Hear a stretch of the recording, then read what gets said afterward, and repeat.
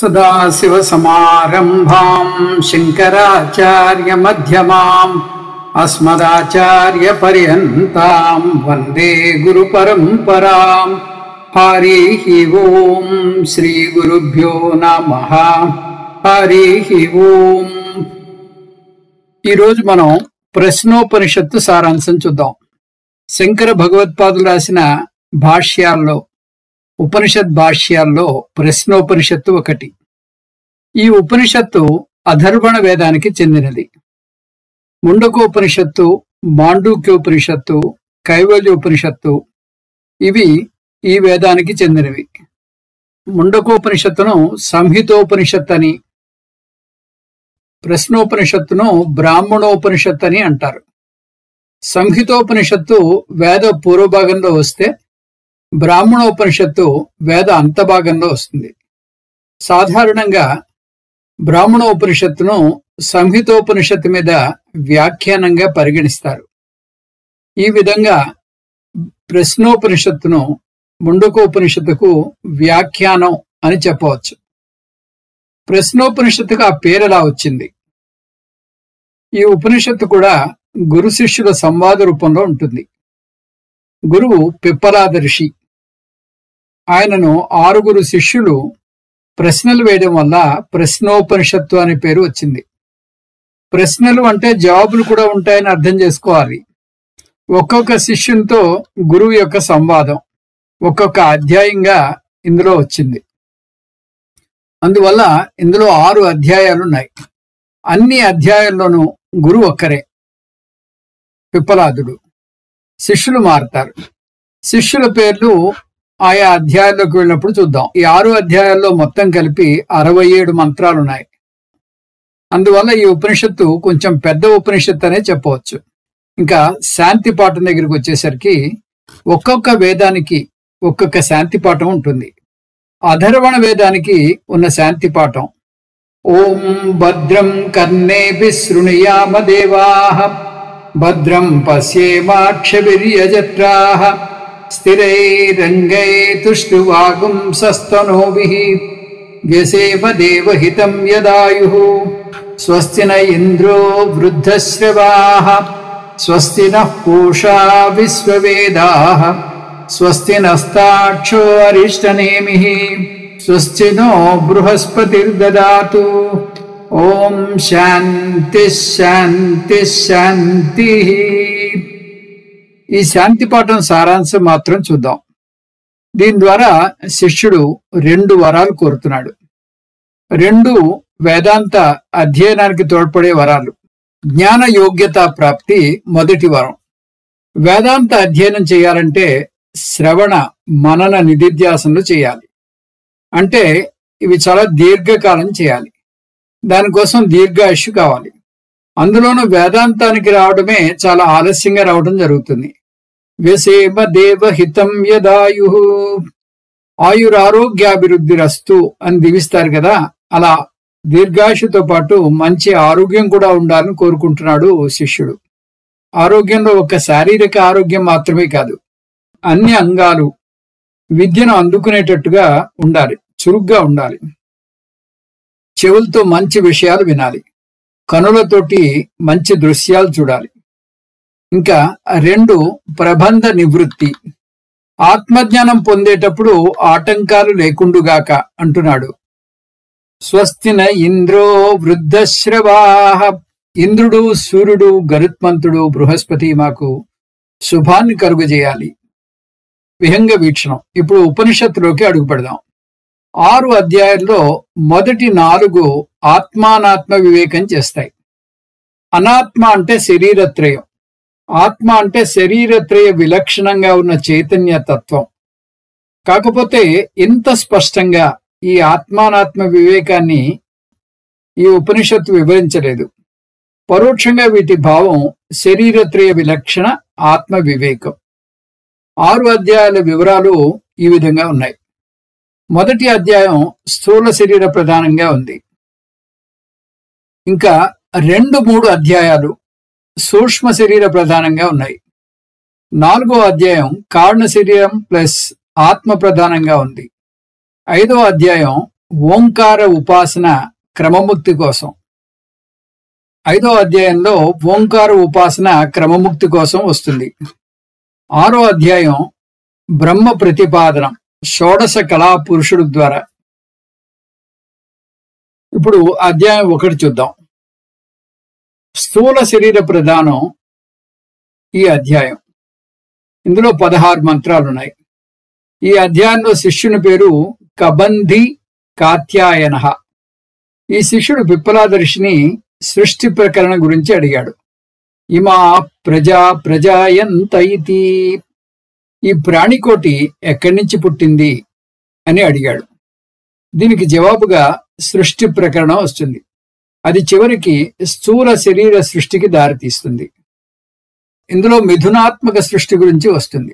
ఇది చాలా ప్రత్యేకమైన పద్ధతి. మామూలుగా సృష్టిలో 2 భిన్న వస్తువులు ఉన్నాయని చూస్తాం. వాటిని ద్వంద్వాలు అంటారు. లాభ నష్టాలు, సుఖ దుఃఖాలు, రాత్రి పగలు ఇలా. కానీ ఈ ఉపనిషత్తు ఈ ద్వంద్వాలను 2 భిన్న వస్తువులుగా చూడవద్దు అంటోంది. అవి చూడ్డానికి విభిన్నంగా వ్యతిరేకంగా ఉన్నట్టు అనిపించినా అవి రెండూ కలిస్తేనే ఆ వస్తువు యొక్క పరిపూర్ణత ఏర్పడుతుంది అంటుంది. ఆ వస్తువు పరిపూర్ణం అవుతుంది అంటుంది. పుట్టుక చావు కలిస్తేనే జన్మ, రాత్రి పగలు కలిస్తేనే రోజు. 2 విరుద్ధ స్వభావాలైనా ఒకటి లేనిదే ఇంకొకటి లేదు. ఇది అర్ధ నారీశ్వర తత్వం అన్నమాట. ఇలాంటి మిథున జంటలు కొని ఇచ్చాడు పిప్పలాద గురువు. ప్రాణారయి మిథునం. ప్రాణం భోక్తృ ప్రపంచాన్ని సూచిస్తే రయి భోగ్య ప్రపంచాన్ని సూచిస్తుంది. అంటే సబ్జెక్ట్ ఆబ్జెక్ట్ల మధ్య సంబంధాన్ని సూచిస్తోంది. ఆబ్జెక్ట్ లేకుండా సబ్జెక్ట్ మాత్రమే ఉండి లాభం లేదు. సబ్జెక్ట్ లేకుండా ఆబ్జెక్ట్ ఉంటే అనుభవించేవారు ఉండరు. ఇంకా 2వ జంట సూర్య చంద్ర మిథునం. సూర్యుడు భోక్తకు పోషణకారుడు. చంద్రుడు భోగ్య ప్రపంచానికి, ముఖ్యంగా మనం తినే అన్నానికి పోషణకారుడు. సూర్యుడు మనకు శక్తినిస్తే చంద్రుడు ఆహారానికి శక్తినిస్తాడు. ఇంకా 3వ జంట ఉత్తరాయణ దక్షిణాయన మిథునం. సూర్యచంద్రుడి గురించి వస్తే కాలతత్వం గుర్తురాక తప్పదు. సూర్యుని వల్ల పగలు రాత్రి ఏర్పడితే చంద్రుడి వల్ల అమావాస్య పౌర్ణమి తిథులు ఏర్పడతాయి. ఈ సందర్భంలో పిప్పలాద ఋషి శుక్లగతి కృష్ణగతుల మిథునం గురించి కూడా చెప్పడం జరిగింది. కాల సృష్టిలో సంవత్సర పరంగా చూస్తే దక్షిణాయన ఉత్తరాయణ మిథునం, మాసపరంగా చూస్తే కృష్ణపక్ష శుక్లపక్ష మిథునం, రోజు పరంగా చూస్తే రాత్రి పగలు మిథునం వస్తాయి. ఇంకా 4వది అన్న మిథునం. ఇక్కడ అన్నంలో మిథున సృష్టి స్పష్టంగా ఇవ్వలేదు, కానీ మనం కలుపుకోవచ్చు. అన్నం నుంచి మనుష్య బీజం వచ్చింది. దాన్ని పురుషుల్లో శుక్రమని, స్త్రీలో శోణితమని అంటారు. అంటే శోణిత శుక్ర మిథునం అన్నమాట. శోణిత శుక్ర మిథునమే అన్నము. అన్నం వై ప్రజాపతిస్తతోహ వై తద్రేతస్తస్మాదిమా ప్రజాయంత ఇతి. స్త్రీలు పురుషులు తిన్న ఈ అన్నం నుంచి మనుష్య సృష్టి జరుగుతుంది. ఆ విధంగా సృష్టి గురించి మొదలుపెట్టి స్థూల శరీర సృష్టి వరకు వచ్చాడు పిప్పలాద ఋషివి. అందువలనే దీన్ని స్థూల శరీర ప్రధానం ఈ అధ్యాయం అన్నాం. ఇంకా కుతోహవాయిమా ప్రజాయంతే, ఈ ప్రాణికోటి ఎక్కడి నుంచి పుట్టింది అంటున్నాడు శిష్యుడు. తస్మాదిమా ప్రజాయంత ఇతి.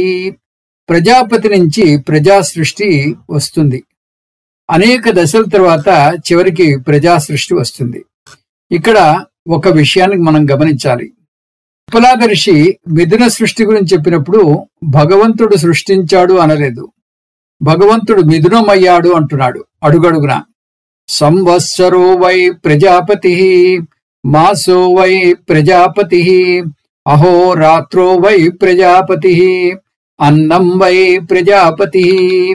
అంటే ప్రజాపతి అంటే హిరణ్యగర్భ అంటే భగవంతుడు. భగవంతుడే సబ్జెక్ట్ ఆబ్జెక్ట్ జంట అయ్యాడు. దీన్ని మనం మళ్ళీ ఒకసారి టూకీగా చూద్దాం. మిథున సృష్టి ఇది రయి ప్రాణగా మనకి ఇవ్వబడింది. మూర్త ప్రపంచము, అమూర్త ప్రపంచము. ఇంకా 2వది మిథున సృష్టిలో లోక సృష్టి, చంద్రుడు ఆదిత్యుడు. 3వ మిథున సృష్టి కాల సృష్టి, సంవత్సరంలో దక్షిణాయనం ఉత్తరాయణం జంట, నెలలో కృష్ణపక్షం శుక్లపక్షం జంట, రోజులో రాత్రి పగులు జంట. అన్న సృష్టి రేతస్లో శోణితం శుక్రం, ఇవి జంటగా ఉంటేనే రేతస్సు ఏర్పడుతుంది, అన్న సృష్టి ఏర్పడుతుంది. అన్న సృష్టి ద్వారా రేతస్సులో శోణితం శుక్రం ఈ జంట ఉంది. మనుష్య సృష్టిలో స్త్రీ పురుషుడు, మార్గాలు, సూక్ష్మ సూచనలు ఇవి చూద్దాం. కేవలం కర్మ చేస్తే కృష్ణగతి ద్వారా స్వర్గలోక ప్రాప్తి అంటే పునర్జన్మ. దీనికి నిబంధనలు తపస్సు బ్రహ్మచర్యం. ఉపాసన చేస్తే శుక్లగతి ద్వారా బ్రహ్మలోక ప్రాప్తి. కేవల కర్మ చేసిన వారికి ప్రవేశం లేదు, అది కూడా ఆపేక్షిక అమృతత్వం మాత్రమే వస్తుంది. వక్రబుద్ధి అసత్యం తగదు. అధ్యాయం 2 సూక్ష్మ శరీర ప్రధానం. ఇందులో 13 మంత్రాలు ఉన్నాయి. ఇందులో భార్గవో వైదర్భిః పిపలాదర్శిని అడిగి ప్రాణతత్వం గురించి తెలుసుకోవాలని అనుకున్నాడు. ఆ అర్థం వచ్చేలాగా 3 ఉప ప్రశ్నలను అడిగాడు. అవి కథ్యేవా దేవా ప్రజాం విదారయంతే, ఏ దేవతలు ఒక వ్యక్తికి స్థితికారకులు. కతర ఏతత్ ప్రకాశయంతే, వారిలో ఎవరు గొప్పలు చెప్పుకుంటున్నారు. కః పునరేషాం వరిష్ఠః, వారిలో ఎవరు శ్రేష్ఠులు. 2వ మంత్రంలో మొదటి 2 ప్రశ్నలకు జవాబులు వచ్చాయి. కథ్యేవా దేవా ప్రజాం విదారయంతే, ఏ దేవతలు ఒక వ్యక్తికి స్థితికారకులు. 24 దేవతలు భరిస్తున్నాయి. పంచభూతాలు, పంచ జ్ఞానేంద్రియాలు, పంచ కర్మేంద్రియాలు, 4 అంతఃకరణలు, పంచ ప్రాణాలు కూడా మనం కలుపుకోవాలి. కతర ఏతత్ ప్రకాశయంతే, వారిలో ఎవరు గొప్పలు చెప్పుకుంటున్నారు. 19 దేవతలు వాటి పనిని స్తుతించుకుంటున్నాయి. అంటే పంచభూతాలు, పంచ జ్ఞానేంద్రియాలు, పంచ కర్మేంద్రియాలు, 4 అంతఃకరణలు. కః పునరేషాం వరిష్ఠః, వారిలో ఎవరు శ్రేష్ఠులు. ఈ ప్రశ్నకు జవాబుగా గురువు ఒక కథను చెప్తున్నాడు. ఈ ప్రశ్న అర్థం ధారణకర్త ఎవరు అంటే ఏ దేవత ఉంటే ప్రాణం ఉన్నట్టు. దీనికి జవాబు ప్రాణతత్వం అని మనకు తెలుసు. ప్రాణం శ్రేష్టం కాబట్టే ఎవరైనా మరణిస్తే అతనిలో ప్రాణం పోయింది అంటాం. ఎవరైనా మనని ఒకటే సతాయిస్తుంటే నా ప్రాణం తీయకు అంటాం. ప్రాణ శ్రేష్టత్వం చూడబోతున్నాం ఈ కథ ద్వారా. భార్గవ వైదర్భికి వచ్చిన సందేహమే మనిషిలో ఉన్న ఈ అంగాలకు కూడా ఒకసారి వచ్చాయట. మాలో ఎవరు గొప్ప అంటే అహంకార సమస్య. తమాషా చూశారా? ఈ అహంకార సమస్య కొత్తగా వచ్చింది కాదు, ఉపనిషత్తుల కాలం నుంచే ఉందన్నమాట. పంచ ప్రాణాలు తప్ప తక్కిన దేవతలు మేమే గొప్పవారు ఉంటున్నాయి. వయమేతత్ పాణమవష్టభ్య విదారయామః, మేమే శరీరాన్ని భరిస్తున్నాం, మేమే ఈ శరీరాన్ని కలిపి ఉంచుతున్నాం అంటున్నాయి. మేమే అంటే పంచభూతాలు, పంచ కర్మేంద్రియాలు, 4 అంతఃకరణలు, పంచ జ్ఞానేంద్రియాలు. తాన్ వరిష్ఠ ప్రాణవువాచ మా మోహమాపదద్య, ప్రాణం అహం దెబ్బతింది, తక్కిన దేవతలను మందలిస్తుంది. నేనే గొప్ప అనే మోహంలో మీరు పడకండి. నన్ను నేనే 5గా విభజించుకుని ఈ శరీరాన్ని నిలబెడుతున్నాను అంటుంది. తే శ్రద్ధదానా బభూవుః, ఈ దేవతలు ఈ మాట నమ్మలేదు. ప్రాణం లేనిపోని గొప్పలు చెప్పుకుంటోంది అనుకున్నాయి. ఇలా మాటలతో లాభం లేదు, వాటి గుణపాఠం చెప్పాలి అనుకుంది ప్రాణదేవత. ప్రాణం పైకి వెళ్ళిపోయినట్టుగా చేసింది. నిజంగా వెళ్ళలేదు, వెళ్ళడానికి లేస్తేనే తక్కినవన్నీ నీరసించిపోతున్నాయి. దానికి ఉపనిషత్తు ఒక ఉదాహరణ కూడా ఇస్తోంది. ఎలా తేనెటీగల రాజు వెడితే తక్కినవన్నీ వెళతాయో, అతను ఒక చోట ఉంటే తక్కినవన్నీ అక్కడ ఎలా ఉంటాయో, అలా వాక్కు అంటే పంచ కర్మేంద్రియాలు, మనస్సు అంటే 4 అంతఃకరణలు, కళ్ళు చెవులు అంటే పంచ జ్ఞానేంద్రియాలు ప్రాణం వెంట వెళ్తున్నాయి, వస్తున్నాయి. పంచభూతాలు ఇక్కడ చెప్పకపోయినా వాటిని కలుపుకోవాలి ఉపలక్షణం ద్వారా. తే ప్రీత ప్రాణం స్తున్వంతి. దీనివల్ల తక్కిన దేవతలకు గర్వభంగం అయి అవి ప్రాణాన్ని స్తుతించసాగాయి. ఇక్కడ ప్రాణం అంటే సమష్టి ప్రాణంగా తీసుకోవాలి, అన్నింట్లోనూ ఉన్న ప్రాణశక్తి. ఛాందోగ్యం బృహదారణ్యక ఉపనిషత్తులో కూడా ఈ కథ వస్తుంది. ఈ విధంగా ప్రాణాన్ని స్తుతించడం ద్వారా అహింస విలువ యొక్క విలువ తెలుస్తుంది. ప్రాణం విలువ ప్రాణానిదే, అది ఒక సూక్ష్మ క్రిమిలోనూ ప్రాణమైనా కూడా. తక్కిన దేవతలు ప్రాణస్థుతిని చేశాయి. సమష్టి ప్రాణమే అగ్నిశక్తిగా మండుతోంది, సూర్యునిలా ప్రకాశిస్తోంది, వానలా కురుస్తోంది. ఇంద్రుడు, వాయువు, పృథివీ, చంద్రులా విరాజిల్లుతోంది. మూర్త అమూర్త ప్రపంచంగా దేవతల అన్నంగా బాసిల్లుతోంది. నువ్వు వర్ష రూపంలో అన్నాన్ని తీసుకువస్తున్నావని స్తుతిస్తాయి. మూడవ ప్రశ్న మళ్ళీ చూస్తే, కః పునరేషాం వరిష్ఠః. జవాబు ప్రాణం. ఈ విధంగా ఈ అధ్యాయంలో ప్రాణం శ్రేష్ఠత్వం నిరూపింపబడి ప్రాణస్థుతి కూడా జరుగుతుంది. ఈ దేవతలన్నీ ప్రాణంతో సహా సూక్ష్మ శరీరంలోని అంగాలు కాబట్టి ఈ రెండో అధ్యాయం సూక్ష్మ శరీర ప్రధానం అని చూసాం. ఇంకా మూడో అధ్యాయంలోకి అడుగు పెడదాం. ఇది కూడా సూక్ష్మ శరీర ప్రధానం. ఇందులో 12 మంత్రాలున్నాయి. ఈ అధ్యాయంలో కౌసల్య ఆశ్వలాయన అనే ఋషి పిప్పలాద ఋషిని ప్రశ్నిస్తాడు. ఇతను కూడా ప్రాణం గురించి అడిగిన వాటిని 6 ప్రశ్నలుగా మనం తీసుకోవచ్చు. కుత ఏష ప్రాణో జాయతే. ఈ ప్రాణం ఎక్కడి నుంచి వచ్చింది? కథం అస్మిన్ శరీరే ఆయాతి. ఈ వ్యష్టి శరీరంలోకి ప్రాణం ఎలా వచ్చింది? ఆత్మానం వా ప్రవిభజ్య కథం ప్రాతిష్ఠతే. తనను తాను విభజించుకుని ఎలా ఆధారమైంది? కేన ఉత్క్రమతే. ఎలా బయటకు వెళుతుంది? కథం బాహ్యమభిదత్తే. ఎలా బాహ్య ప్రపంచానికి ఆధారమైంది? కథం అధ్యాత్మం అభిదత్తే. ఈ వ్యష్టికి ఎలా ఆధారమైంది? ఈ ప్రశ్నలకి జవాబు చెప్పుకొస్తాడు గురువు. ఆత్మ నుంచి ఈ ప్రాణం పుట్టింది. ఈ ప్రాణం పూర్వజన్మ కర్మ ఫలాల వల్ల వస్తుంది. ఉత్క్రామంతం స్థితం వాపి భుంజానం వా గుణాన్వితం విమూఢా నాను పశ్యంతి పశ్యంతి జ్ఞానచక్షుషః. భగవద్గీత 15వ అధ్యాయంలో 10వ శ్లోకం. జీవితంలో జరిగే ప్రతి అనుభవం కూడా ఆత్మ అనుభవమే. ఆత్మ అంటే భగవంతుడు కాబట్టి జీవితంలో జరిగే ప్రతి అనుభవము భగవంతుని దర్శనం చేస్తుంది. నాస్తికుడు భగవంతుడు లేడు అని చెప్పినా కూడా భగవంతుడు లేడు అని చెప్పడానికి ఉన్న శక్తి ఎక్కడి నుంచి వస్తుందనుకున్నారు? సాక్షాత్తు ఆ భగవంతుడి నుంచే. భగవంతుడు లేడు అనడానికి కూడా భగవంతుని కృప ఉండాలి. ప్రాణస్య ప్రాణః శ్రోత్రస్య శ్రోత్రం కేనోపనిషత్తు. ప్రాణానికి ప్రాణశక్తినిచ్చేది, చెవికి చెవిశక్తినిచ్చేది ఆత్మ.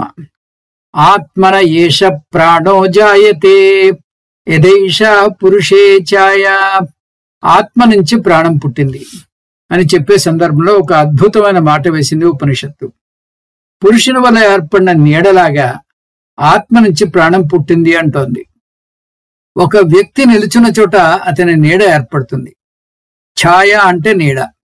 శంకర భగవత్పాదులు ఈ వాక్యానికి భాష్యం చెప్తూ ఛాయకు స్వతంత్రంగా ఉనికి లేదని, విడిగా ఉనికి లేని దాన్ని మిథ్య అంటారని, అదేవిధంగా ప్రాణం ఆత్మ నుంచి నీడలా వచ్చింది అంటే ప్రాణం కూడా మిథ్య అని అంటారు.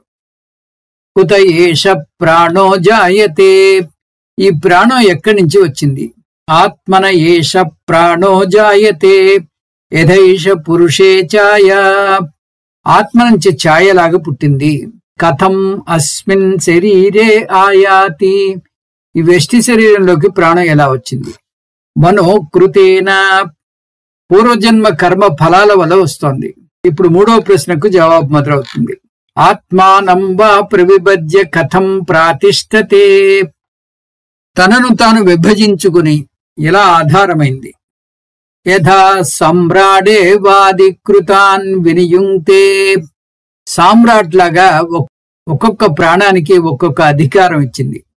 5వ మంత్రంలో వచ్చిన ఆ విభజన, అవి ఉండే స్థానాలను ఈ కింది పట్టికలో మనం చూడవచ్చు. వ్యష్టి ప్రాణం అపానం ఉండే స్థానం పాయు ఉపస్థ. అది చేసే పని విసర్జన క్రియ, జీవోత్పత్తి. ప్రాణం ఉండే స్థానం చక్షు, శ్రోత్రం, ముఖం, నాసిక మొదలైనవి. అది చేసే పని శ్వాసక్రియ. సమానం శరీర మధ్య భాగంలో ఉంటుంది, జీర్ణకోశంలో ఉంటుంది. ఇది చేసే పని జీర్ణక్రియ. వ్యానం ప్రతి శాఖానాడి, సహస్రాణి వీటిలో ఈ వ్యానం ఉంటుంది. అన్ని నాడుల్లోనూ ఈ వ్యానం ఉంటుంది. ఇది చేసే పని రక్త ప్రసరణ క్రియ. ఉదానం ఇది ఊర్ధ్వభాగంలో అంటే మెడ లేదా మెడ పైన ఉంటుంది. ఇది చేసే క్రియ తిరోగమన క్రియ. తర్వాత చనిపోయిన తర్వాత ఈ జీవుణ్ణి లోకాలకి తీసుకెళ్తుంది. మూడవ ప్రశ్నకు జవాబులో ఉదానం చేసే క్రియను కూడా చూసాం. ఉదానం పని ద్వారా మనకు 4వ ప్రశ్నకు జవాబు వచ్చేసింది. కేన ఉత్క్రమతే ఎలా బయటకు వెళ్తుంది? ఏకయోర్ధ్వ ఉదాన సుషుమ్నా నాడి ద్వారా ఉదానం తీసుకువెళ్తుంది. ప్రాణం జీవికి ప్రాణశక్తిని ఆయా క్రియల ద్వారా ఇస్తుంది. ఎన్నాళ్ళు? ఆ జీవికి ప్రారంధం ఉన్నంత వరకు. ప్రారంధ కర్మ క్షయమైన వెంటనే ఉదానం తన పనిని మొదలు పెడుతుంది. జీవి సూక్ష్మ శరీరాన్ని స్థూల శరీరం నుంచి పైకి లేపి ఇంకొక శరీరానికి తీసుకెళ్తుంది ఉదానం. పుణ్యేన పుణ్యలోకం నయతి పాపేన పాపం ఉభాభ్యామేవ మనుష్యలోకం. జీవిని ఊర్ధ్వలోకాలకో అధోలోకాలకో మనుష్యలోకానికో అతను చేసుకున్న పుణ్య పాపాన్ని బట్టి తీసుకెళ్తుంది. యదా సంకల్పితం లోకం నయతి. మరణించిన జీవి యొక్క సూక్ష్మ శరీరం ఏ లోకానికి వెళుతుందనేది అతని చివరి సంకల్పాన్ని బట్టి ఉంటుంది. యం యం వాపి స్మరన్ భావం త్యజంతే కళేవరం తం తమేవైతి కౌంతేయ సదా తద్భావభావితః. గీతలో ఇదే భావం మనకి 8వ అధ్యాయంలో 6వ శ్లోకంలో వచ్చింది. ఉపనిషత్తులో ఉండేటటువంటి ఈ భాగాన్ని ఆధారం చేసుకుని గీతలో ఈ శ్లోకం వచ్చింది. తర్వాత వచ్చే జన్మకు సంబంధించిన ప్రారబ్ధ కర్మ ఈ జన్మలో మరణిస్తున్నప్పుడే సిద్ధంగా ఉంటుంది. ఈ జన్మలోని ప్రారబ్ధ కర్మ నిశ్చయిస్తే మరుజన్మలోని ప్రారబ్ధ కర్మ నిశ్చయిస్తుంది. అది కూడా ఈ జన్మ ముగిశాక కాదు, అంత్యకాలంలో ఆ ప్రారబ్ధ కర్మే ఆలోచన తీరును కూడా నిర్దేశిస్తుంది. ఆలోచన తీరు ఉన్నతంగా ఉండాలంటే ఈ జన్మలో చాలా పుణ్యం చేసి ఉండాలి. పుణ్యం చేయకపోతే సంచిత కర్మ ప్రబలంగా ఉంటుంది. ఒకవేళ పుణ్యం చేసుకుంటే ఆగామి కర్మలు సంచిత కర్మను వెనక్కు తోసి వచ్చే జన్మ మంచిది వచ్చేలాగా చేస్తుంది. దీని అర్థం చివరి సంకల్పం ఏదైతే ఉందో అది తర్వాత వచ్చే జన్మను నిర్ణయిస్తుంది. ఎవరైతే హిరణ్య గర్భను ఉపాసన చేస్తున్నారో వారు బ్రహ్మలోకానికి వెళ్లి అక్కడ జ్ఞానం పొంది క్రమముక్తిని పొందుతారు అని ఉపనిషత్తు చెబుతోంది. ఉదాన ప్రాణం అగ్నితత్వం. అందువల్ల ఉదానం వెళ్ళిపోతే దాంతోపాటు అగ్నితత్వం కూడా వెళ్ళిపోతుంది. అందువల్ల శరీరం చల్లగా అయిపోతుంది. కథం బాహ్యం అభిదత్తే. ఎలా బాహ్య ప్రపంచానికి ఆధారమైంది. కథం అధ్యాత్మం అభిదత్తే. ఇక్కడ మనం బాహ్యం అంటే అధిదేవతలు, అధిష్టాన దేవతలు. అవి ఏ ఏ ప్రాణాల్లో ఉన్నాయి, వ్యష్టిలో ఎక్కడ మనకు సూచించబడ్డాయి. ఆదిత్య దేవత ప్రాణానికి అధిష్టాన దేవత, పృథివీ అపానానికి అధిష్టాన దేవత, అంతరిక్షం సమానం, వాయువు వ్యానం, అగ్ని ఉదానం. ఫలం ప్రాణ ఉపాసన చేసిన వారికి ఇహలోక ఫలం, సంతతికి అపమృత్యు ఉండదు. పరలోక ఫలం బ్రహ్మలోక ప్రాప్తి, క్రమముక్తి. ఉత్పత్తి మాయతిం స్థానం విభుత్వం చైవ పంచధా అధ్యాత్మం చైవ ప్రాణస్య విజ్ఞాయామృతమశ్నుతే విజ్ఞాయామృతమశ్నుత ఇతి. ఆఖరి మంత్రంలో 6 ప్రశ్నలకు సమాధానాలు సార రూపంలో వచ్చేశాయి. అది కూడా ఒక్కొక్క పదంలో వచ్చేసాయి. అంతేకాదు దాని ఫలం కూడా వచ్చేసింది. ఉత్పత్తిం అంటే ప్రాణం ఎలా పుట్టింది, ఆత్మ నుంచి నీడలా పుట్టింది అని తెలుసుకున్నాం. ఆయాతిం శరీరంలోకి ఎలా వచ్చింది, మనోకృతేన పూర్వజన్మ కర్మ వల్ల. స్థానం శరీరంలో ఎక్కడుంది. ప్రాణం కన్ను, చెవి, ముక్కు, నోరు ఈ అంగాల్లో మనకి కనిపిస్తోంది. అపానం పాయువు ఉపస్థల్లో కనిపిస్తుంది. వ్యానం నాడుల ద్వారా అంతటా ఉంది. సమానం మధ్యలో శరీరం మధ్యలో జీర్ణకోశంలో ఉంది. ఉదానం ఊర్ధ్వ భాగంలో మెడలో మెడపై భాగంలో. విభుత్వం అంటే ఎలా విభజించుకుంది, సామ్రాట్ లాగా విభజించుకుంది. పంచథ బాహ్య ప్రపంచానికి ఎలా శక్తినిస్తోంది. ఆదిత్య పృథివీ అంతరిక్షం వాయువు తేజో రూపంలో ఇస్తోంది. వ్యష్టికి ఎలా శక్తినిస్తోంది. ప్రాణం అపానం సమానం వ్యానం ఉదానాల రూపంలో ఇస్తోంది. విజ్ఞాయాం అమృతం అశ్నుతే ఇది తెలుసుకుని ఉపాసన చేసిన వాడు అమృతత్వాన్ని పొందుతాడు.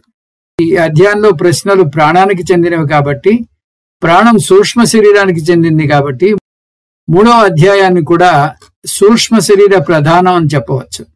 ఇంకా 4వ అధ్యాయంలోకి ప్రవేశిద్దాం. ఇది కారణ శరీరము ప్లస్ ఆత్మ ప్రధానంగా ఉంది. ఇందులో 11 మంత్రాలున్నాయి. ఈ అధ్యాయంలో శౌర్యాయణి గార్గ్య అనే ఋషి పిప్పలాద ఋషిని ప్రశ్నిస్తాడు. ఇతను నిద్ర గురించి అనేక ప్రశ్నలు అడుగుతాడు. ఆ ప్రశ్నలు ఇలా ఉన్నాయి. ఏతస్మిన్ పురుషే కాని స్వపంతి ఒక వ్యక్తిలో ఏవి నిద్రిస్తాయి. కాన్యస్మిన్ జాగ్రతి అవి ఏ కరణాలు మేలుకుని ఉంటాయి. కతర ఏష దేవః స్వప్నాన్ పశ్యతి ఏ దేవత కలలను చూస్తుంది. కస్యైతత్ సుఖం భవతి ఈ సుఖం ఎవరికి చెందుతుంది. కస్మిన్ సర్వే సంప్రతిష్ఠితా భవంతి ఎందులో అన్ని లయమవుతున్నాయి. నిజానికి ప్రశ్నలు నిద్రకి సంబంధించినవే అయినా పిప్పలాద ఋషి 3 అవస్థల గురించి బోధిస్తారు. జాగ్రత్త అవస్థలో అన్ని అంగాలు పూర్తిగా పనిచేస్తాయి. అన్ని అంగాలు అంటే జ్ఞానేంద్రియాలు, కర్మేంద్రియాలు, పంచప్రాణాలు, 4 అంతఃకరణలు. ఇది పూర్తిగా విచ్చుకున్న పువ్వుతో పోల్చవచ్చు. స్వప్నావస్థలో కొన్ని కరణాలు నిద్రిస్తాయి. యదా గార్గ్య మరీచియోర్కస్యాస్తం గచ్చతః సర్వా ఏతస్మిన్ తేజో మండల ఏకీభవంతి ఎలాగైతే సూర్యుడు అస్తమిస్తున్నప్పుడు అన్ని కిరణాలు సూర్యమండలంలో ఐక్యం అవుతున్నాయో అదేవిధంగా జ్ఞానేంద్రియాలు, కర్మేంద్రియాలు నిద్రపోతున్నప్పుడు పనిచేయవు. కళ్ళు చూడవు, చెవులు పనిచేయవు, దోమలు శరీరం మీద స్వైర విహారం చేస్తున్నా తెలియదు. మనస్సు ఆలోచనలు చేయదు, బుద్ధి నిశ్చయం చేయదు. 4 అంతఃకరణలో చిత్తం మాత్రం పనిచేస్తుంది. దాన్ని వాసనామయ అంతఃకరణం అంటారు. పరే దేవే మనస్యేకీభవతి అన్ని మనసులో ఏకమవుతాయి. అత్రేష దేవ మహిమానమనుభవతి చిత్తం ద్వారా స్వప్న ప్రపంచం సృష్టించబడుతుంది. అందువల్ల స్వప్నావస్థలో పంచ జ్ఞానేంద్రియాలు పడుకుంటాయి, చిత్తం మాత్రం మేల్కొంటుంది. జాగ్రత్త అవస్థను వీసీఆర్తోనూ స్వప్నావస్థను వీసీపీతోనూ పోల్చవచ్చు. జాగ్రత్త అవస్థలో మన మనసులో ఏదైతే నిక్షిప్తమై ఉంటుందో అదే స్వప్నావస్థలో వస్తుంది. ఉదాహరణకు క్రికెట్ మ్యాచ్లోని ముఖ్య అంశాలను యాక్షన్ రీప్లేలో మళ్ళీ చూపించినట్టుగా మన మనస్సుకు హత్తుకుపోయినవి మళ్ళీ వస్తాయి. దృష్టంచ అదృష్టంచ చూసినవి చూడనివి. అతను జాగ్రత్త అవస్థలో చూసినవి చూడనివి కూడా స్వప్నంలో చూస్తాడు అంటోంది ఉపనిషత్తు. అలాగే శృతంచ అశ్రుతంచ విననివి విన్నవి వింటాడు. అసలు ఎన్నడూ చూడనివి విననివి స్వప్నంలో ఎలా చూస్తాడు అని అనుమానం రావచ్చు. ఎందుకంటే వీసీఆర్లో రికార్డ్ చేసినవే వీసీపీలో వస్తాయని ఇప్పుడే చూశాం కదా. ఈ చిక్కుముడిని శంకర భగవత్పాదులు తన భాష్యంలో విప్పారు. అశ్రుతంచ అంటే పూర్వజన్మలో శృతంచ అని మార్చుకోవాలి. విననివి అంటే ఈ జన్మలో వినకపోయినా పూర్వజన్మలో ఎక్కడో విని ఉంటారు. పూర్వజన్మ అంటే సరిగ్గా దీనికి ముందు జన్మ అని కాదు, కొన్ని జన్మల ముందువి కూడా అవ్వచ్చు. అనాదికాల ప్రవృత్త జన్మ. ఒక ముక్కలో చెప్పాలంటే స్వప్నంలో అంతకుముందు చూసినవే చూడగలరు. కొంతమందికి జరగబోయే సంఘటనలు కలలోకి వస్తాయి. సాయంకాలం మా మావయ్య వస్తున్నట్టు నేను ముందు రోజు కలలో చూశానంటారు ఎవరో. నిజంగానే ఆయన వస్తాడు. అలాంటప్పుడు స్వప్నాన్ని వీసీపీతో ఎలా పోల్చగలరు? దానికి మన జవాబు, జరగబోయే సంఘటనను మీరు కలగన్నారంటే అది స్వప్నం కాదు. ఎందుకంటే స్వప్నం నిర్వచనమే మనస్సులో ఏదైతే నిక్షిప్తమైందో అదే కలగా వస్తుంది, అదే కలలో వస్తుంది. అందువల్ల ఒకవేళ జరగబోయేది మీరు కలగన్నారంటే అది యోగి ప్రత్యక్షం అంటారు దాన్ని యోగ శాస్త్రంలో. అంటే మీకు ఏదో ప్రత్యేకమైనటువంటి శక్తి ఉన్నట్టు, ఎక్స్ట్రా సెన్సరీ పెర్సెప్షన్ అంటారు దీన్ని ఇంగ్లీష్లో, సిక్స్త్ సెన్స్. అది జాగ్రత్త అవస్థలో రాదు, స్వప్నావస్థలోనూ రాదు. అది 4వ అవస్థ అయినటువంటి ఉభయత ప్రజ్ఞావస్థలో వస్తుంది. అందువల్ల స్వప్నావస్థ నిర్వచనం మీ చిత్తంలో నిలువ ఉన్న అనుభవాల నుంచి వచ్చేది. దాని తర్వాత మనస్సు కూడా నిద్రపోతుంది. అత్రేష దేవ స్వప్నాన్న పశ్యతి. మనస్సు స్వప్నాన్ని కూడా చూడదు. దాన్ని సుషుప్తి అవస్థ అంటారు. ఇక్కడ మనస్సు ముడుచుకున్న మొగ్గలాగా ఉంటుంది. స యదా సౌమ్య వయాంసి వాసో వృక్షం సంప్రతిష్టంతే ఏవం హవై తత్ సర్వం పర ఆత్మని సంప్రతిష్టతే. ఎలాగైతే పక్షులు తమ నివసిస్తున్నటువంటి వృక్షాన్ని సాయంకాలం చేరుకుంటాయో అదేవిధంగా సుషుప్తిలో అన్ని కరణాలు కారణావస్థలో నయమైపోతాయి. మన శరీరాలు మాత్రమే పడుకోవు. అవి పనిచేయకపోవడం వల్ల మన శరీరాలు వ్యవహారం నడిపే జాగ్రత్త ప్రపంచం కూడా కనబడదు. పృథివీ చ పృథివీ మాత్రా చ అంటూ ఒక పెద్ద పట్టికనిస్తోంది ఉపనిషత్తు. వాటిని టూకీగా చూస్తే స్థూల పంచభూతాలు, వాటి తన్మాత్రలు అంటే సూక్ష్మ పంచభూతాలు. తర్వాత పంచ జ్ఞానేంద్రియాలు తద్విషయాలు, పంచ కర్మేంద్రియాలు వాటి విషయాలు, 4 అంతఃకరణలు వాటి విషయాలు, పంచ ప్రాణాలు వాటి విషయాలు అన్నీ పడుకుంటాయి. త్రిపుటి పరంగా చూస్తే భోక్త, భోగకరణం, భోగ్య విషయం 3 లయమైపోతాయి. అంటే ద్వైతం అవ్యక్తంలో కారణ శరీరంలో ఉంటుంది. సుషుప్తి అవస్థను కారణ శరీరంలో అనుభవిస్తాం. ఈ 3 అవస్థలు వాటి అధిష్టానంలో లయమవుతాయి. 3 అవస్థలు జాగ్రత్త, స్వప్న, సుషుప్తి అవస్థలు. వాటి అధిష్టానం పర అక్షరం ఆత్మ. ఈ ఉపనిషత్తు అక్షరం పదం వాడడానికి కారణం మనకు ముండకోపనిషత్తులో వాడిన అక్షరం బ్రహ్మ పదాన్ని గుర్తు చేయడానికి. ఎందుకు? ప్రశ్నోపనిషత్తు ముండకోపనిషత్తుకు వ్యాఖ్యానం కాబట్టి. అక్షరం అంటే నాశనం లేని ఆత్మ చైతన్యం. ఆత్మను ఇక్కడ అచ్ఛాయాం మరీరమలోహితం అంది. అచ్ఛాయం అంటే కారణ శరీరం, అంటే సూక్ష్మ శరీరం లేనిది అని. అలోహితం అంటే స్థూల శరీరం లేనిది. స్థూల సూక్ష్మ కారణ శరీర విలక్షణం ఆత్మ. ఇది శుద్ధ చైతన్యం. ఈ శరీరత్రయానికి విలక్షణంగానూ అధిష్టానంగానూ ఉంటుంది. చైతన్యం 5 లక్షణాలు ఇక్కడ గుర్తు తెచ్చుకోవాలి. చైతన్యం శరీరంలో ఒక భాగం గాని, లక్షణం గాని, దాని నుంచి ఉత్పత్తి చెందింది గాని కాదు. చైతన్యం స్వతంత్రమైనది. అది శరీరం అంతటా వ్యాపించి దాన్ని ప్రకాశింపజేస్తుంది. చైతన్యం శరీరం సరిహద్దులకే పరిమితం అవ్వలేదు. చైతన్యం శరీరం నాశనమైతే నాశనం కాదు. శరీర పతనానంతరం కూడా చైతన్యం ఉంటుంది. చైతన్యం శరీరం లేకపోయినా ఉంటుంది, కానీ కనబడదు. దాన్ని ప్రతిబింబింపజేసే శరీరం లేదు కాబట్టి అది కనిపించదు. అంత మాత్రాన చైతన్యం లేనట్టు కాదు. ఎవరైతే ఆత్మజ్ఞానం పొందుతారో వారు సర్వజ్ఞులు అవుతారు. వేదాంతానికి రాకముందు నేను శరీరాన్ని, నాలో ఆత్మ ఉంది అనుకుంటారు. వేదాంతం నేర్చుకున్నాక నేను ఆత్మను, నాకు వ్యవహారం నడపడానికి శరీరం ఉందని అర్థం చేసుకుంటారు. శరీరం వచ్చిపోతుంది, కానీ నేను ఆత్మగా సర్వవ్యాపకం. ఈ విధంగా ఆత్మ అనాత్మల వివేకం చూపబడింది. ఈ అధ్యాయంలో సుషుప్తి గురించిన వివరణలో భాగంగా కారణ శరీరం, ఆత్మల గురించి చెప్పడం జరిగింది. ఈ జవాబులను సౌర్యాయని గార్గ్య ప్రశ్నలతో కలుపుకుంటే ఈ విధంగా వస్తాయి. సౌర్యాయని గార్గ్య అవస్థాత్రయం గురించి 5 ప్రశ్నలు అడిగాడు. ఏ తస్మిన్ పురుషే కాని స్వపంతి, ఈ వ్యక్తిలో ఏవి నిద్రిస్తాయి?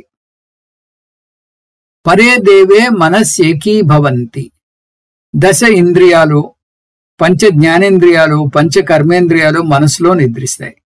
కాన్యస్మిన్ జాగ్రతి, ఏవి మేలుకుని ఉంటాయి, ఏ కరణాలు మేలుకుని ఉంటాయి? ప్రాణాగ్నయ ఏవ తస్మిన్ పురే జాగ్రతి, మనోహవావ యజమానః, 5 ప్రాణాలు మనస్సు మాత్రమే మేలుకుని ఉంటాయి. కతర ఏష దేవ స్వప్నాన్ పశ్యతి, ఏ దేవత కలలను చూస్తుంది?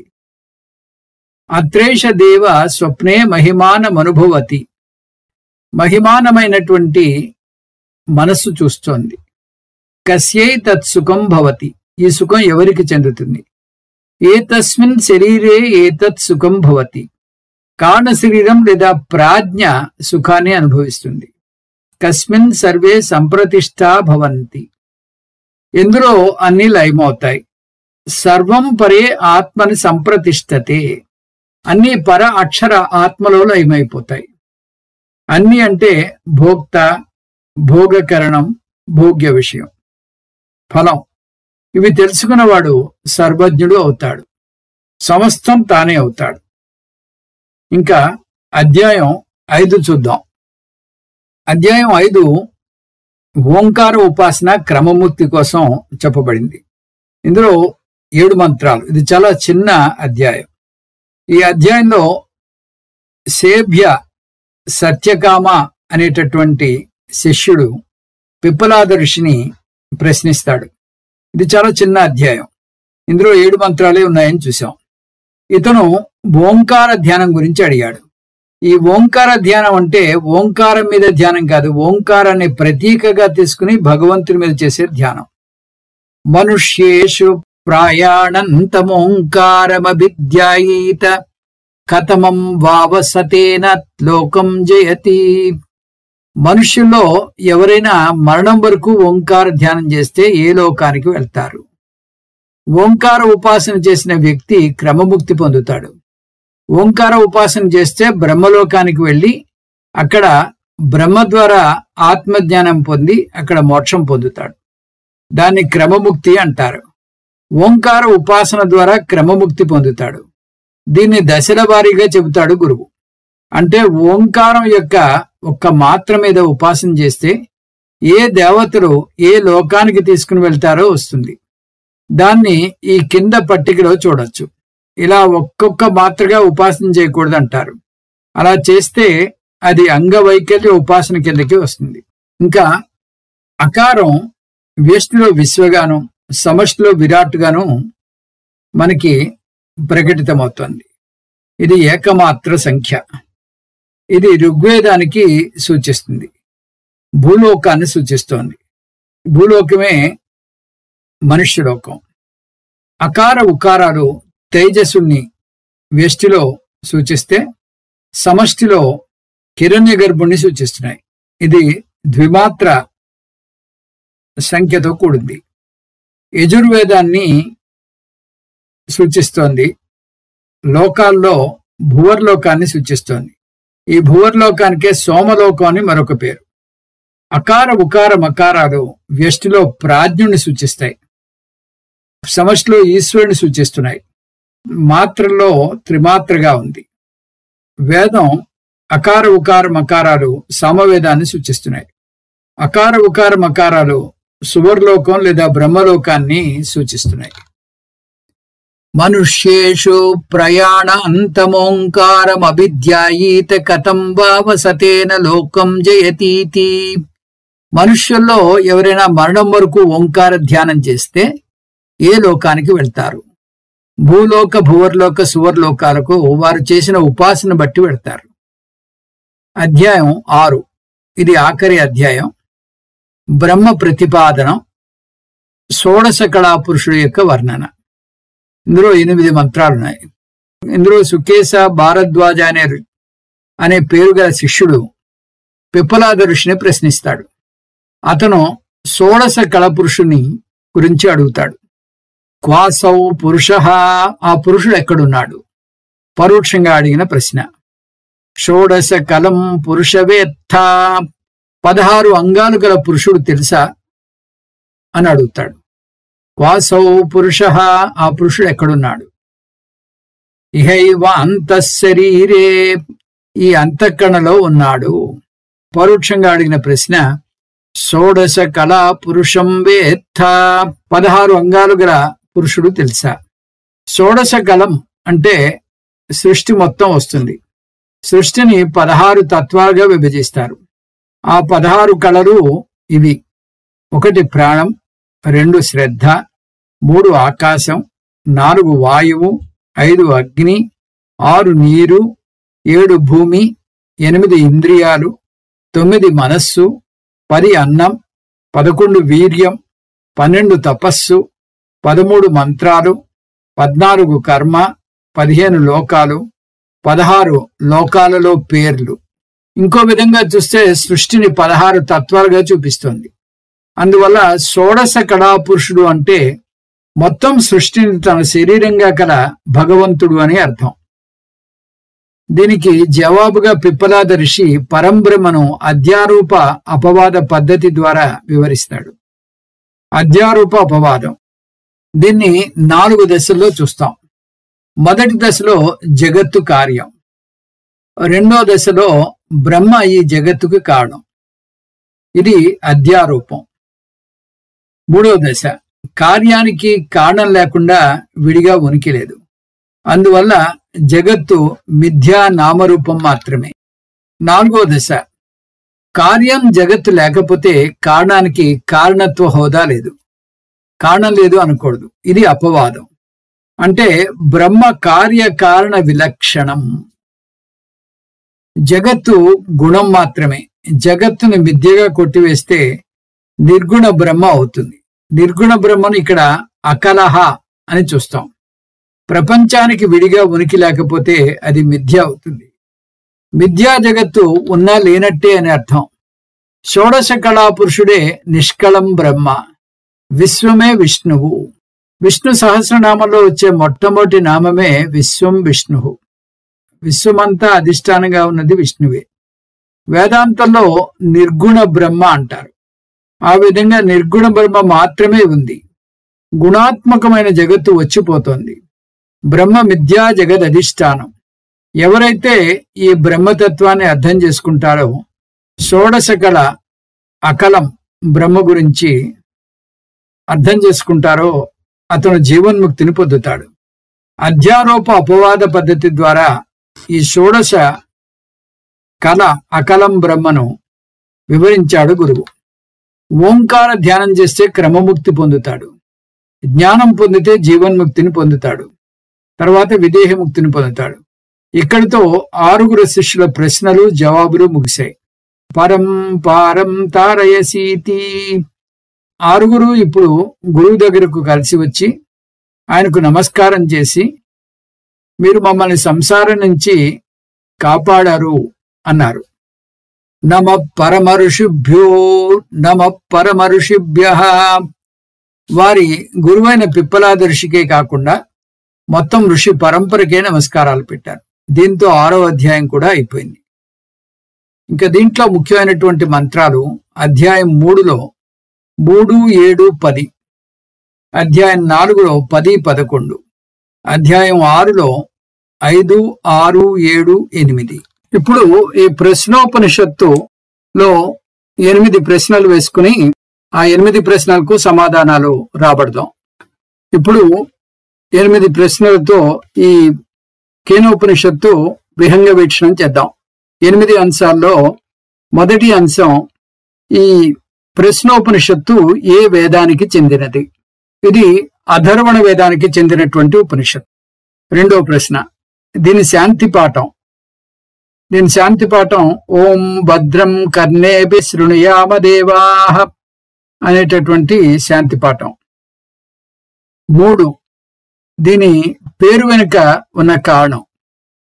ఈ ఉపనిషత్తు 6 శిష్యుల ప్రశ్నలు వాటి జవాబులతోటి వస్తుంది కాబట్టి, సంవాద రూపంలో ఉంది కాబట్టి దీన్ని ప్రశ్నోపనిషత్తు అన్నారు. ఇంకా ఈ ఉపనిషత్తు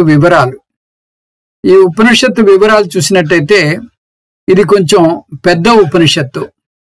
6 అధ్యాయాలతోటి ఒక్కొక్క శిష్యుడు వేసినటువంటి ఆ ప్రశ్నలు ఈ ఉపనిషత్తు యొక్క ప్రధానమైనటువంటి, ఒక్కొక్క శిష్యుడు వేసినటువంటి ప్రశ్నకి సమాధానంగా 6 అధ్యాయాలతో వచ్చిందని చూసాం. ఇది దీంట్లో ఉండేటటువంటి విషయం. ఇంకా మొదటి అధ్యాయం స్థూల శరీర ప్రధానంగా ఉంది. 2-3 అధ్యాయాలు సూక్ష్మ శరీర ప్రధానంగా ఉన్నాయి. 4వ అధ్యాయం కారణ శరీర ప్రధానంగా ఉంది. 5వ అధ్యాయం ఓంకార ఉపాసన క్రమముక్తి కోసం చెప్పబడింది. 6వ అధ్యాయం బ్రహ్మ ప్రతిపాదనం షోడశ కళా పురుషుడ యొక్క అంతా వచ్చింది. ఇందులో మొత్తం 67 మంత్రాలు ఉన్నాయి. ఇది ఈ ఉపనిషత్తు యొక్క వివరణ. ఇంకా ముఖ్యమైనటువంటి అంశాలు ఇందులో మనకి ఉపనిషత్తు అంతా కూడా సృష్టి ప్రకరణం చెప్పేటప్పుడు మిథున సృష్టి చెప్పబడింది. సంవత్సరంలో ఉత్తరాయణం, దక్షిణాయనం, మాసంలో కృష్ణపక్షం, శుక్లపక్షం, రోజులో రాత్రి పగలు, ఈ విధంగా మనకి ప్రతిదీ కూడా జంటలుగా ఇక్కడ సృష్టించబడ్డాయి అంటూ ఈ సృష్టి ప్రకరణం మనకి అందివ్వబడింది. ఇది దీంట్లో ఉండేటటువంటి ఒక ప్రత్యేకమైనటువంటి అంశం. ఇంకా మహావాక్యాలు ఇందులో మనకి సాక్షాత్తుగా రాలేవు. ముఖ్యమైన మంత్రాలు మనం ఇందులో చెప్పుకున్నాం. అవి 1-2 అధ్యాయాల్లో పెద్దగా మనకి ముఖ్యమైనటువంటి మంత్రాలు కనిపించలేదు. అధ్యాయం 3లో 3, 7, 10, అధ్యాయం 4లో 10, 11, అధ్యాయం 5లో అంత ముఖ్యమైనటువంటి మంత్రాలు లేవు. అధ్యాయం 6లో మళ్ళీ 5, 6, 7, 8 ఇవి ముఖ్యమైనటువంటి మంత్రాలు. ఇంకా దీంట్లో ప్రత్యేకత మనం చూసినట్టయితే ఈ ఉపనిషత్తులో మనకి 6 శిష్యులు ఆ గురువుని ప్రశ్నించి గురువు దగ్గర ఆ విషయాన్ని రాబట్టి ఆఖరిగా గురువుకి కృతజ్ఞతలు చెప్తూ మీరు మమ్మల్ని సంసారం నుంచి బయటపడేటట్టు చేశారు అన్నట్టుగా నమస్కారాలు, ఆ గురు పరంపరకి నమస్కారాలు చెప్తున్నారు. ఇందులో మిథున సృష్టి వచ్చిందని చెప్పుకున్నాం. ఆ తర్వాత షోడశ కళాపురుషుడు అనేటటువంటి ఒక ప్రత్యేకమైనటువంటి అంశం. తర్వాత ఓంకార ఉపాసన ఇందులో చాలా ప్రత్యేకంగా వచ్చాయి. తర్వాత సృష్టి ప్రకరణం కూడా చాలా ప్రత్యేకంగా ఉంది. ఇది ఇందులో ఉండేటటువంటి విషయం. మళ్ళీ వచ్చే క్లాస్లో మనం ఈ బృహదారణ్యకోపనిషత్తు మొదలు పెట్టుకుందాం. దాంట్లో మళ్ళీ 6 అంశాలుగా 6 చాప్టర్లుగా మనం విభజన చేసుకుని ఒక్కొక్క చాప్టర్ ఒక క్లాసు మనం పూర్తిగా దానికి కేటాయించి దాన్ని అధ్యయనం చేయడానికి ప్రయత్నం చేద్దాం. ఓం తత్సత్. సర్వం శ్రీకృష్ణార్పణమస్తు. ఓం పూర్ణమదః పూర్ణమిదం పూర్ణాత్ పూర్ణముదచ్యతే పూర్ణస్య పూర్ణమాదాయ పూర్ణమేవావశిష్యతే. ఓం శాంతి శాంతి శాంతి. హరి ఓం. శ్రీ గురుభ్యో నమః. హరి ఓం.